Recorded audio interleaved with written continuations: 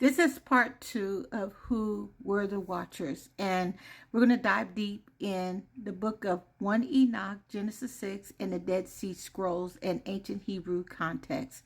In Hebrew, the term for watchers is Iron, which means those who watch or wakeful ones. They were celestial beings, Malachim angels appointed by Yahuwah to observe, protect, and report on mankind. They are referenced in 1 Enoch chapters 1 through 16, especially Daniel 4:13 and 17. I saw in the visions of my head upon my bed, and behold, a watcher and a holy one came down from heaven. And Genesis 6:1 through 4 indirectly describes their sin. Their original assignment from Yahuwah, according to First Enoch, in ancient Hebrew tradition, the watchers' divine assignments include to observe and guard mankind.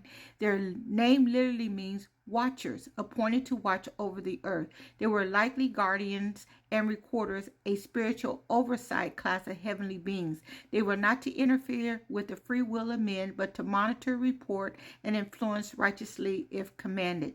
In 1 Enoch 6:6, and they descended in the days of Jared. This was a heavenly trust, a position of great responsibility. They were also to teach righteousness in limited form. Some scholars of ancient Israelite texts believe watchers may have been allowed to instruct mankind in certain righteous ways, like heavenly order, purity, and wisdom from Yahuwah, not corrupted knowledge, but they overstepped their boundaries, revealing forbidden secrets.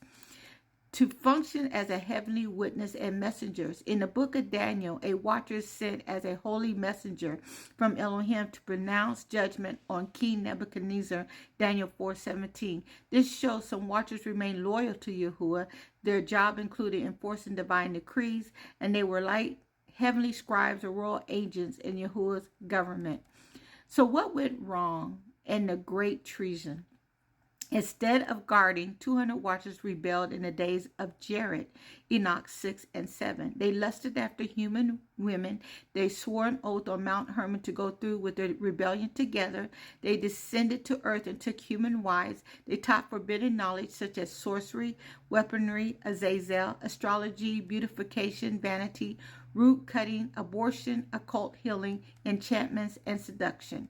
First Enoch 8:1, and Azazel taught men to make swords and knives and made them see what was behind the evil. Their sin was twofold: sexual corruption of the human seed and spiritual corruption through the occult and technological secrets.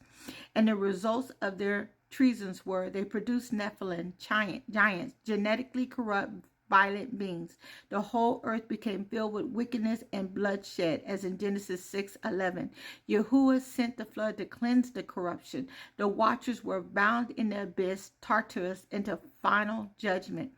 In Jude 1 and 6, the angels which kept not their first estate, he has reserved an everlasting change under darkness. In 2 Peter 2 and 4, Elohim spared not the angels that sinned, but cast them down to hell, which is Tartarus. So what was their purpose in summary? Watch and protect humanity. Teach limited heavenly wisdom. Be spiritual examples. Maintain order and preserve the seed of Adam and serve Yahuwah's justice.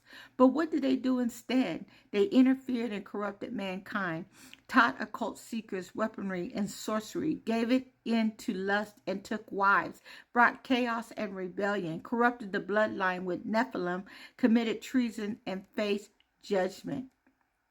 So Yahuwah's original intention for the watchers was for them to serve, protect, and uphold order over his creation. The rebellion was not merely lust, but a preemptive strike against the coming Messiah, who was prophesied to come through a pure human bloodline, as in Genesis 3:15. By corrupting mankind, the watchers tried to disqualify humanity from redemption.